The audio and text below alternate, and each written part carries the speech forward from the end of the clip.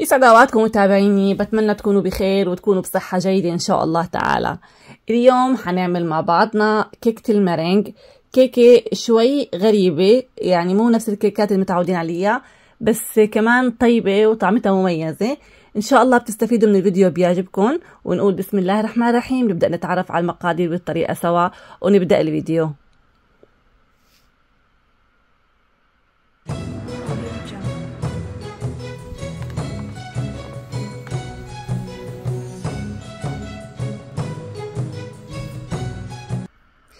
بداية رح نحضر المارينج. مهم جدا الخفاقة اللي عندي او اي اداة تكون عندي ناشفة ونظيفة، وناشفة جدا جدا، ما ولا نقطة مي.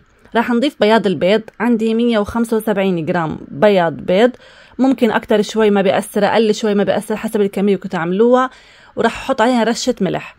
مهم برجع بعيد الاداة اللي استعملها الخفاقة تكون نظيفة وجافة ولا نقطة مي. عندي هون سكر حبيبات عادي، السكر وزنه ضعف وزن البيض، يعني إذا استعملنا 175 جرام بيض بدنا نحط 150 جرام سكر، وهكذا على أي وزن بيض بنستعمله بياض بيض. راح أحط شوي من السكر، ربع الكمية، وأخفق على سرعة عالية جدا لحد ما يبدأ يتشكل عندي المارينج الأبيض. مجرد ما تشكل عندي المارينج الأبيض برجع بكمل بالسكر، بضيف السكر شوي شوي بالتدريج. هون المارينج عندي بلش يتشكل، بياض البيض مع السكر، ببدأ شوي شوي بالسكر بنزله شوي شوي لتخلص كل الكمية اللي عندي، يعني بعطيه وقته لحتى يدوب. هذا أنا عم بستعمل هون سكر حبيبات عادي، فيكن تعملوا المارينج بالسكر البودرة كمان بصير، الجهتين صح. بعد ما خلصت السكر رح احط شوية فانيليا، ملعقة صغيرة مليانة فانيليا على الخليط، وبخليه يخفق منيح منيح على سرعة مرتفعة لحد ما يتشكل عندي المارينج بالشكل النهائي. هون بعد ما خلصت المارينج عندي تشكل، لازم يعطيني هذا المنقار الطويل، ولازم بس اطلعه بالخفاقة هيك ابدا ما يوقع، احركه بكل اتجاهاته بسرعة يضل ثابت عندي، ما يتحرك وما يوقع ابدا. هيك بيكون المارينج عندي جاهز، خليط المارينج صحيح وناجح، يكون ثابت جدا. على ورقة زبدة راح استعمل هذا غطاء علبة الحليب النيدو او اي شيء مدور عندكم، اي صحن، كوب، زبدية، قالب. بدي احدد حجم القالب اللي بدي اعمله، راح ارسم هيك دائرة بقلم الرصاص، وفيكم تستغنوا عن هاي الخطوة، هاي الخطوة ما كتير مهمة. بعدين بصينية الفرن راح اقلب الورقة مشان يكون الرصاص تحت او القلم اللي على قفاه، بس مشان تعطيني تحديد بسيط لمقاس الدائرة او مساحتها اللي بدي اعملها. راح اجيب خليط المارينج وابدا شوي شوي احط بالدوائر واعبي المارينج بالدوائر اللي عندي. فيكم تستعملوا كيس حلواني بهاي الحالة كمان، تعبوا المارينج وتشكلوا الدوائر، بس انا بحب يكون شكله هيك عشوائي، بيعطيني شكل احلى. المارينج لما يكون عشوائي دوائره او قوالبه بيكون شكله احلى يعني، ويكون فيه سماكة، لازم يكون سميك. وفيكم تعملوا كمان القالب 3 طبقات مارينج مو طبقتين، انا رح اعمله بس طبقتين مارينج، فيكم تعملوا 3. هلا على الفرن درجة حرارة 70، على الرف اللي بالنص حياخد معي 1.5 ساعة تقريبا. رح اطفي الفرن واتركه ليبرد تماما. هاي هون بعد ما طلعوا عندي على حرارة 70 على الرف اللي بالنص 1.5 ساعة، بعدين طفيت الفرن وتركتهم يبردوا بالفرن تماما. وهاي النتيجة مارينج ناشف جدا ومقرمش، ولا احلى من هيك. اذا احتجتوا شفتوا انه بده وقت اطول خلوه وقت اطول حسب سماكة المارينج اللي انتوا عم تعملوه. بده يكون المارينج عندي هيك قاسي وبارد وناشف وبيقرمش قرمشة. وهيك المارينجات قلتكم جاهزين.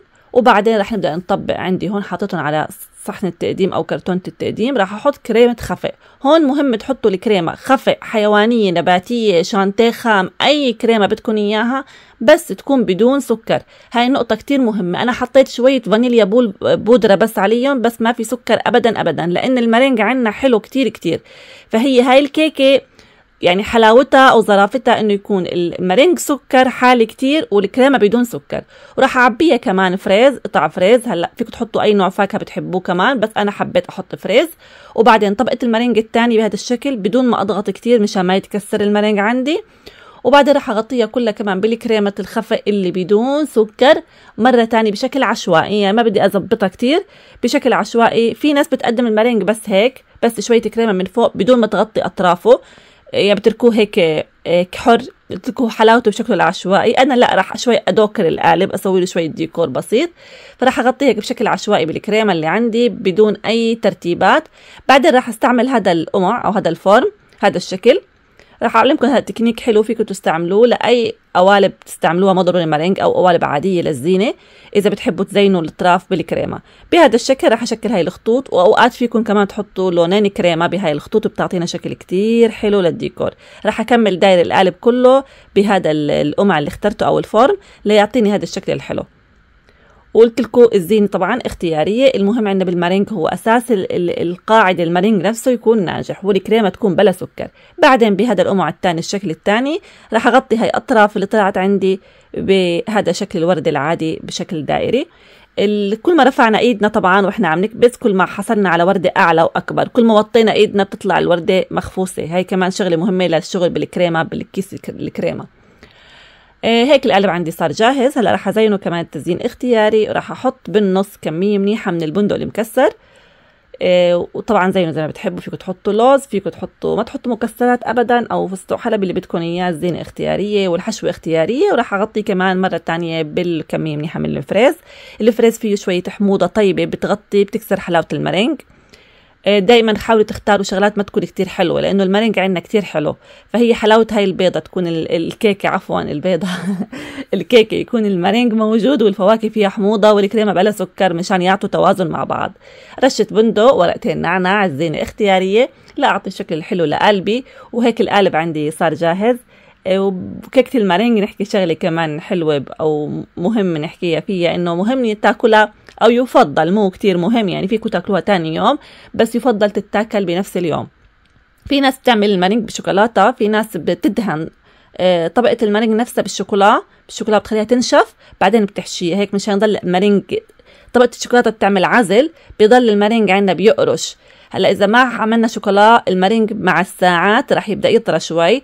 هلا هون انا عم بقطعه وراح افرجيكم كيف. ما حتشوفوا اصلا انه في تقريبا يعني كيك يعني بين الطبقات، ما حتبين لانه هو ابيض والكريمه عندي بيضه.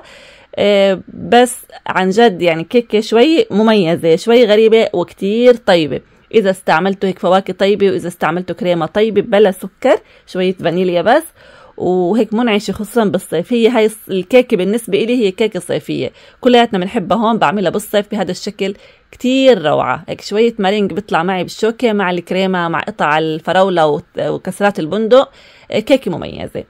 ان شاء الله بيكون الفيديو عجبكم، ان شاء الله بتجربوها، واللي بيجربها يخبرني بالنتيجه واذا كيف طلعت معاه واذا عجبته ولا لا. وانتظروني فيديوهات جديده وتضلوا بخير. سلام.